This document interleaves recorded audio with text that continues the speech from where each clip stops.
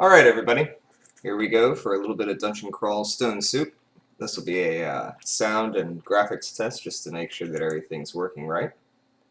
I've been playing around with a lot of these different races. Some of them just seem too ridiculous, like the Octopode. I don't know how you could ever win with this one. But hey, he could wear 8 rings, so if you made it really late game somehow, he could essentially have, ridiculous stats because normal people can only wear 2 rings, and rings are pretty good in this game. Anyhow, if you don't know, this is a roguelike. It's called Dungeon Crawl Stone Soup, and it's pretty fun. It's got a lot of choices for your characters, and as with any game that's been developed over so many years, it's got just a whole lot of depth and detail. So I'm going to be a Merfolk guy. That doesn't mean that I have a tail. It's sort of like, I don't know, if you ever played The Legend of Zelda, I kind of think of them as sort of like one of those Zora-type people. Like, they're sort of fishy people. Anyhow, they're pretty decent. They're really not as bad as you might imagine they would be.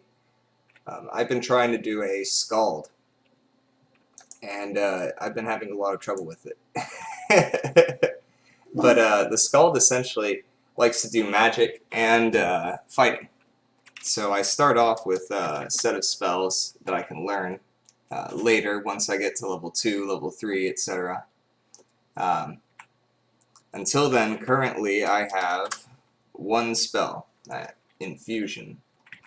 So the spell infuses the caster's melee attacks with magic, drawing their reserves of magical energy to deal additional damage whenever an enemy is hit.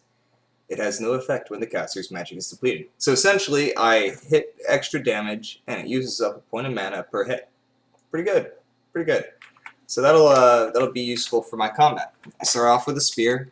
I have a normal suit of leather armor, a ration, and that Book of Battle, which has all my spells. Here's all of my skills.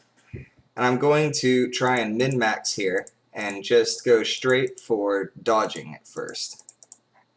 I want to get up to a decent level of dodging, and these guys, I should have shut it off. These guys have an aptitude for dodging. They're very good at it. So I should get it up pretty quickly. The idea for that is this guy needs to not get hit, because he won't be able to wear the heaviest armors. So this guy's throwing stones at me, so what I'm going to do is just sort of pull around the corner here and force him to get into closer range. There we go. Just smack him a few times. Alrighty. So we dropped a dagger and stones. So we'll keep going. Oh man. All sorts of crazy stuff right here as I start. Jackals are fairly tough in the very beginning. Just because they always come in a group. Never fight just one jackal. Alright, let's see if I can rest here a bit. Oh. No? It's not really letting me rest. I don't know why. There we go. Alright, I guess just it doesn't like my numpad for some reason. That's really weird. I can move my numpad just fine. That's weird.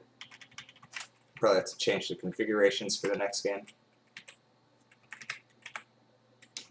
Hey, level 2. Welcome to level 2. So you can press C and chop things up and get a little bit of flesh off of them. Some things are better than others to eat, depending on your race, or your species, I suppose, rather. There's that. Bats are annoying because they just dance everywhere and they're pretty hard to hit. They have no hit points and they don't do very much damage, but they sure do float around and just annoy you. So here we go through the dungeon. You press O to auto-explore, and it'll sort of take you through automatically until you see the next important thing. And you'll automatically pick up items that are designated as pick up automatically. Things like potions, scrolls, and then once you identify them, even the ones that are no good, you'll start avoiding those automatically. It's pretty smart, actually, and it's a lot better than charging ahead and getting yourself killed.